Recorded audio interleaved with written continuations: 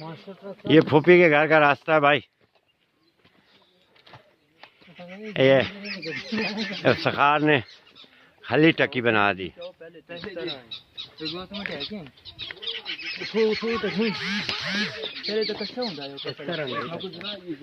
ये फूफी के घर का रास्ता है।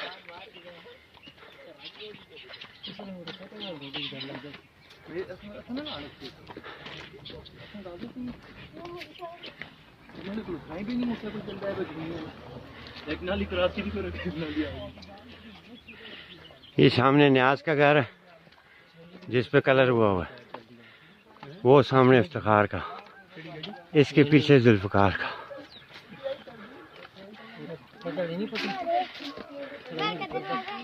उधर चलो।